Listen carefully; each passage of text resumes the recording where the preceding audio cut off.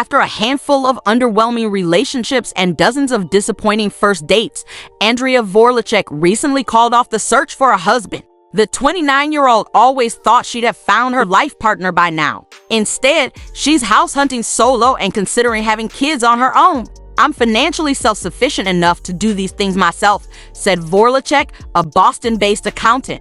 "I'm willing to accept being single versus settling for someone who isn't the right fit." She sees her plans for an independent future as making the best of a lousy situation. "I don't want to sit here and say I'm 100% happy," Vorlacek said, "but I feel happier just accepting my reality. It's mentally and emotionally a sense of peace." American women have never been this resigned to staying single. They are responding to major demographic shifts, including huge and growing gender gaps in economic and educational attainment, political affiliation, and beliefs about what a family should look like. "The numbers aren't netting out," said Daniel Cox, director of the Survey Center at the American Enterprise Institute, AE, a conservative think tank. He ticked off the data points. More women than men are attending college, buying houses, and focusing on their friendships and careers over dating and marriage. Stories of women complaining about the lack of quality men have long infused pop culture, from Pride and Prejudice to Taylor Swift's oeuvre. Yet women throughout history rarely questioned whether finding and securing a romantic partner should be a primary goal of adulthood.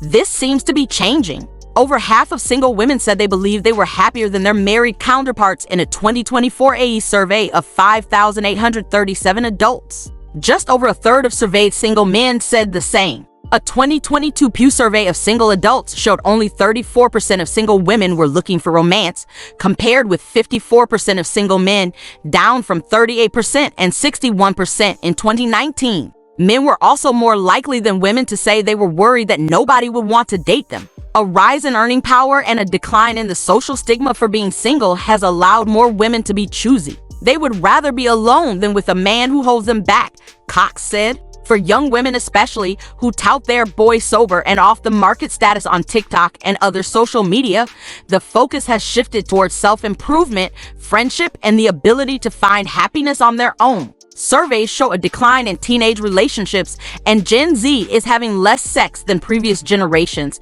according to data from the Centers for Disease Control and Prevention. The share of women ages 18 to 40 who are single, that is, neither married nor cohabitating with a partner, was 51.4% in 2023, according to an analysis of census data by the Aspen Economic Strategy Group, up from 41.8% in 2000. These numbers don't specify whether women are looking for love or swearing it off, but more nuanced surveys show that single women appear less interested in getting married now than they used to be. They also seem less keen on getting hitched than their male peers. In a 2023 Pew Research Center survey of 5,073 U.S. adults, 48% of women said that being married was not too or not at all important for a fulfilling life, compared with 39% of men, up from 31% and 28% in 2019. In a 2024 Wall Street Journal or NORC poll, 58% of women aged 18 to 29 said marriage was at least somewhat essential to their vision of the American dream,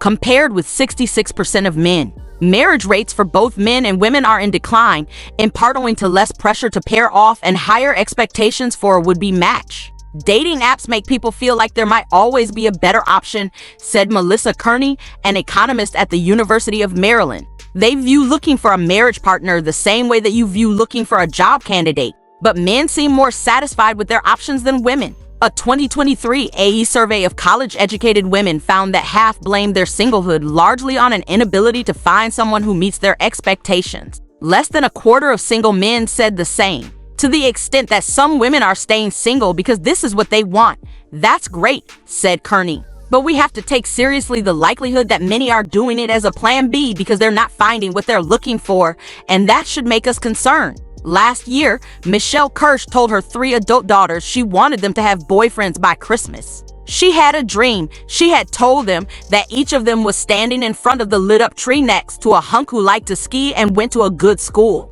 This dream went unfulfilled, admitted Katie Kirsch, who is 30 and runs Loom, a leadership coaching startup out of New York City. Maybe we're doing it wrong. Katie spent the first half of 2024 going on 3 or 4 dates a week with men she met on apps such as Hinge and Bumble in the hopes of finding a husband before turning 30. By the end of the year, she had ramped down the search, calling it the only thing you can put 10,000 hours into and end up right where you started. Women are doing comparatively well when it comes to education and their early years in the labor force, and men are doing comparatively badly, said Brad Wilcox, a fellow at the Conservative Institute for Family Studies and a sociology professor at the University of Virginia. That creates a mismatch because people prefer to date in terms of comparable education or income. Men's economic struggles seem to be having the biggest effect on women without a college degree, whose marriage rates by age 45 have plummeted from 79% to 52% for those born between 1930 and 1980, according to research by Cornell University economist Benjamin Goldman. Young men without a degree are struggling so much as a group that there simply aren't enough with steady jobs and earnings for non-college women to date, said Goldman. For Christina Ralston, a 31-year-old wildland firefighter in rural Republic Wash, who didn't go to college, buying a house was confirmation she didn't need a partner to be content. She paid $90,000 for a 2-bedroom on half an acre of land in 2022. I'll have it paid off in the next 2 years, so I don't feel like I need to be tied financially to somebody, Ralston said. After her last relationship ended in 2003, when she discovered he was still on Tinder, she doubted she would find someone else who aligned with her progressive views in her conservative town. So she stopped looking. If I need companionship, I volunteer at the dog shelter. Single people in large cities where home prices have surged in recent years are finding that their marital status has hampered their finances. Although the wealth gap between single men and women appears to be shrinking, real estate prices have helped drive a near doubling of the wealth gap between singles and couples from 2010 to 2022. Married couples had $393,000 in median wealth in 2022, according to the Stevie Lewis Federal Reserve, while unmarried people, including those who were partnered but not married, had $80,000. Economists say married couples are more likely to have assets such as homes and cars, which have grown in value faster than wages in recent years.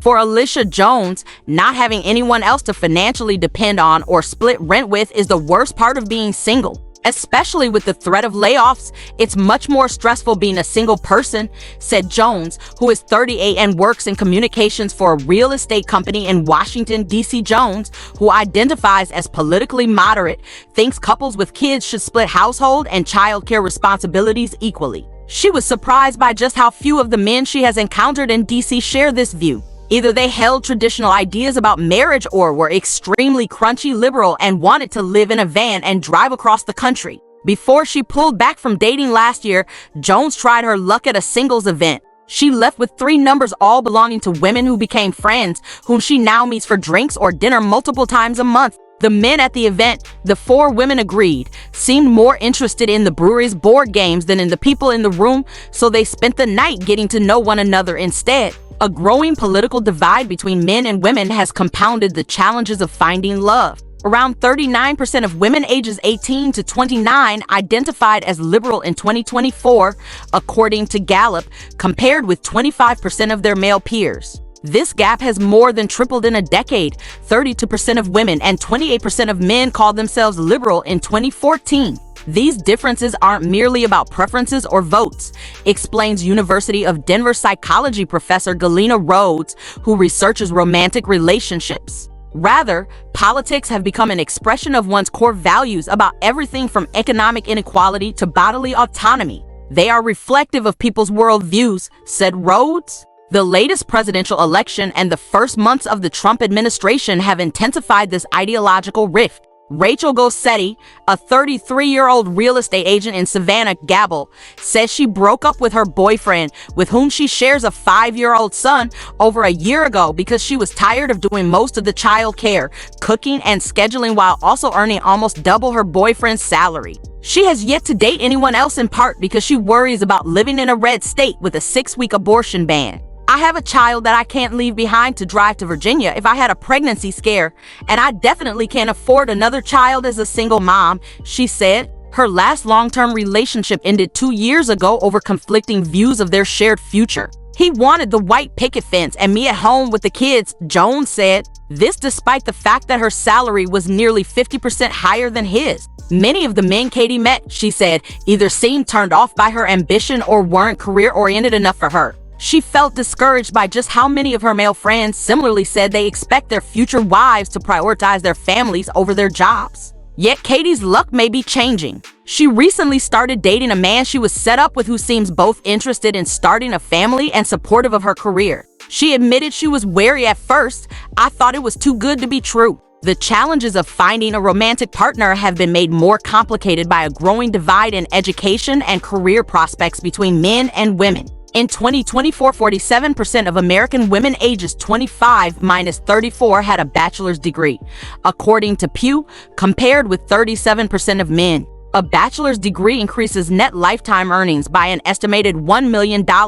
according to a 2024 report from Georgetown University. Others are intentionally heading into motherhood solo. Tina Nui, who is 34 and works for a health startup, still hopes that one day she'll be swept off her feet. But she says she has spent much of the past year trying to talk herself out of her fantasies of a romantic happy ending, realizing she was rushing into relationships out of fear of running out her biological clock, and that her favorite part of dating had become debriefing with her friends the next day she decided to separate her desire to find a partner from her desire to become a mom. Nui, who splits her time between New York City and San Diego, has lately spent hours researching the single mothers by choice movement and started saving for a baby with a high-yield savings account. Parenthood and romantic love don't have to be intrinsically linked, she said. The only hurdle, getting her traditional family on board. "At first, they tried to convince me that I still had plenty of time to find somebody," said Nui, "but they seem to have come around.